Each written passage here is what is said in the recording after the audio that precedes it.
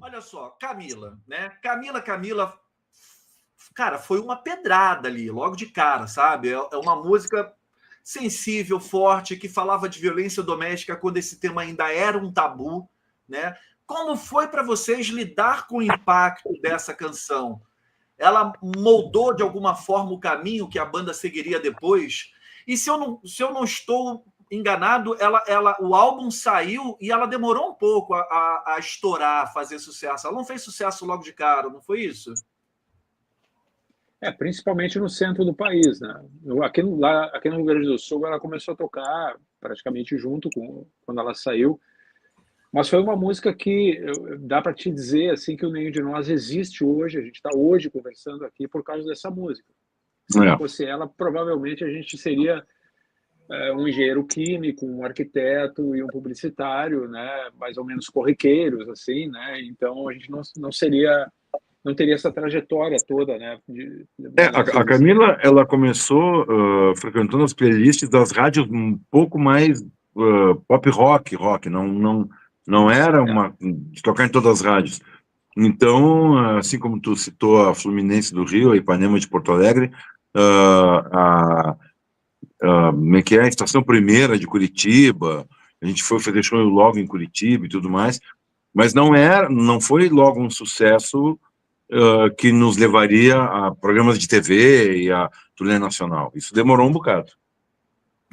É fato, é verdade. É uma música que ela tinha, pela temática, pela abordagem, pela duração, era uma música de mais de 5 minutos, né? Ela não era uma música muito fácil de tocar, assim. Mas ela, de alguma forma, eu vou te dizer que, primeiro, ela tem uma história muito legal, muito bonita, assim, que eu sempre me lembro que a gente estava compondo essa música, já tinha uma ideia dela, já tinha lançado ela, e estava fazendo uma linguagem muito parecida com uma coisa tipo New Order, assim, sabe? Aquela batida e coisa e tal. Só que a gente não estava tendo um fechamento para a música, a gente sentia que ela não estava pronta ainda. Assim. Ela estava legal, estava indo bem, mas ela não tinha um fechamento. Um dia a gente foi ensaiar no nosso estúdio, lá na Cidade Baixa, e era um dia chuvoso, e o cara que cuidava do estúdio, Walter, né, que era o dono do estúdio, lá, ele sempre nesses dias chuvosos ele tinha um cuidado de botar jornais por cima do carpete para a gente não molhar o carpete com os tênis que a gente chegava. Uma forração, como chamam aí. Uma forração, para não molhar o tapete. E aí ele botou esses jornais todos, e aí aquele fim de semana estava passando em Porto Alegre um ciclo do cinema argentino. E nesse ciclo do cinema argentino, naquele fim de semana, ia passar um filme chamado Camila. O que aconteceu? A gente estava rodando a música, rodando, assim, e descobrimos mais ou menos como fazer o refrão, só que não tinha letra. E lá pelas tantas, o Teddy olha para o chão e vê ali Camila escrito e canta, Camila! E aí, tu vê uma pequena coincidência assim, que acabou mudando a história da nossa vida para sempre. Assim. Só para te ter uma ideia, se não tivesse chovendo nesse dia, sim. Se não tivesse passando um ciclo do cinema argentino em Porto Alegre. Ou se o nome do filme fosse Genoveva, por exemplo. Por exemplo. Eu sempre trago na métrica, né? Eu sempre trago esse detalhe, assim, porque a gente não sabe, a gente não consegue mensurar, às vezes, que pequenas coisas podem fazer grandes transformações na nossa vida. Assim, né? Pequenos detalhes, se a gente não tiver com as antenas ligadas. Assim. Então, Camila, quando a gente tocou, ensaiou, quando a gente descobriu esse refrão, a gente sentiu, assim, eu acho que pela primeira vez, que a gente tinha uma coisa muito diferente nas mãos, assim, sabe? As pessoas para quais a gente mostrava as músicas, elas prestavam atenção e todas elas balançavam a cabeça, assim. Não sabiam dizer o que tinha acontecido. Acho que ninguém sabia, nem nós sabíamos. Mas alguma coisa tinha acontecido. Vocês acham que ela moldou, de certa forma, então, o caminho que a banda seguiria depois dela? Fala, Sadi. Olha, assim, bem que a gravadora tentou, né, faça outra Camila, né, aquele papo de produtor, mas a gente nunca saiu perseguindo. Só que, olha só, uma canção com essa temática, cantada na primeira pessoa, com uma voz, com um registro um pouco mais grave, né? Me lembro que a primeira crítica na Bis até elogiou um pouco o disco, mas dizia que parecia o Zé Ramalho cantando rock gótico, algo assim, né? Então, era tudo, de certa forma, fora do que estava se desenhando. E a gente continuou fazendo o que a gente tinha na cabeça com essa série de influências, né? Mas, óbvio, nunca perseguindo uma outra Camila. Camila 2. Não, eu digo assim, não... Sim, eu entendo, positivamente. As gravadoras querem sempre isso, né? Tipo, Sim. repetir a fórmula. Não só as gravadoras, o cinema, Hollywood é isso, né? Um filme eu fez... acho que sim, eu entendo o que tu perguntou. Eu acho que sim, que ela acabou influenciando, de certa forma, por aquele tom meio mais dramático que a gente usou, inclusive, no segundo disco, sabe? E também pelo tipo de performance que o Teddy estava buscando na época, assim, sabe? Ela acabou sendo uma referência muito importante. Tipo, descobre, finalmente é isso que a gente queria fazer, sabe? Descobrimos. Então a gente foi, não que a gente perseguisse uma outra Camila, mas que a ideia de Camila, aquela ideia de o refrão poderoso, sabe? Um refrão poderoso. Grafite. Estava bem interessada no assunto, mas já passou. O meu benezinho está lá na cozinha preso, senão ele não deixa eu fazer a live. Ele está lá na cozinha olhando para mim. Mas é bem isso, é porque, como o Carlão falou, isso é muito legal você falar aqui para a gente, né, do Pitadas do Sol, a galera está acompanhando esses detalhes que se não tivessem se encadeado ali não teria ocorrido, e Camila transformou vocês. Vocês não seriam nenhum de nós que nós conhecemos e gostamos tanto se não fosse por essa canção. Isso é louco, né? Pensar nesse sentido. Sadit, você tem mais alguma colocação sobre Camila? Porque eu quero ouvir o Veco, que não era da banda. Como que ele percebeu Camila na época que ele ouviu?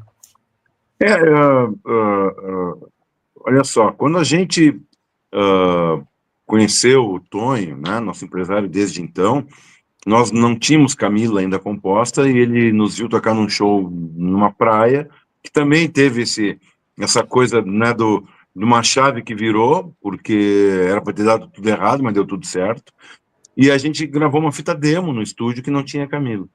E essa fita, o Tonho já tinha contatos na época com WEA, tinha contatos com EMI, ele era empresário do Defala, que já estava, né, fazendo contrato com o selo Plug.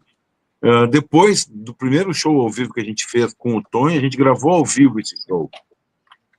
E esse show gravado ao vivo virou uma segunda demo, e aí tinha a Camila.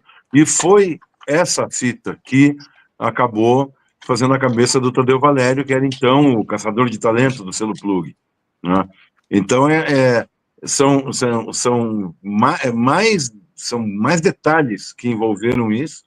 E eu gosto de lembrar, e aí é uma coisa que é bacana, que quem trabalhava na equipe de som nesse show do Ocidente, e carregava caixa, puxava cabo, trilhou seu caminho, né, como técnico, e hoje ele é o técnico de som do Roberto Carlos, de monitor do Roberto, que é o André Collin, o Silvinho. Então é legal ver como as coisas estavam começando para muita gente naquela época. Sim, sim. Sensacional, sensacional. E, Veco, como é que foi para você o contato com Camila? Foi um contato como todo mundo, ouvindo rádio. Até hoje sou um cara que gosta muito de rádio. Mas o que me chamou a atenção mesmo foi o kit todo dela. A sonoridade, a espacialidade que essa música tem, a guitarra mais pesada, a guitarra arpejada, todas as coisas que eu sempre fui enlouquecido por esse tipo de detalhe, assim, em termos... E principalmente tem uma marca que a gente sempre brinca que o Sadi já tem a vaga climatizada no céu, porque aquela batida virou um clássico. Nas primeiras gravações da banda, o cara já chega com a bola embaixo do braço para bater o pênalti na final do campeonato, sabe? E faz gol. E faz o gol. E tudo isso, eu me lembro que eu estava viajando com o Borghetti, a gente foi tocar em São Paulo, e eu não sei por que cargas d'água, eu ganhei de um divulgador da gravadora o vinil. e que me aproximou com o disco todo para eu entender aquela estética, porque eu pensei, cara, essa banda não é uma banda de uma música só.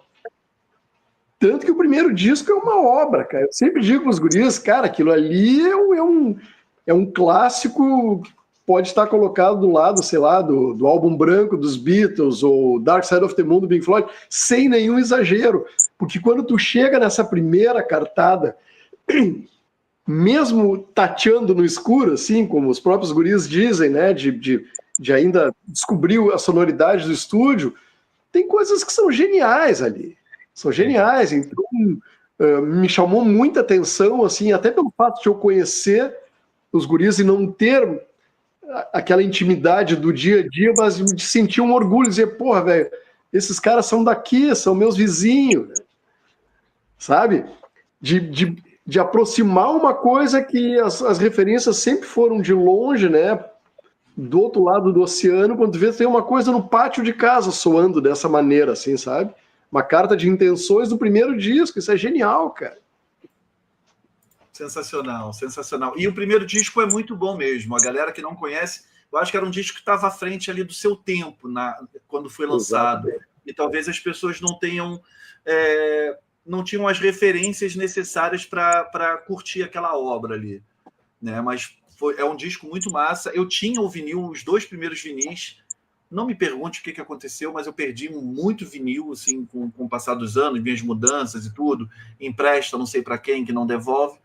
E eu queria muito ver se eu achava... Ainda não achei, com preço bom e num estado bacana, num sebo, para tê-los de volta.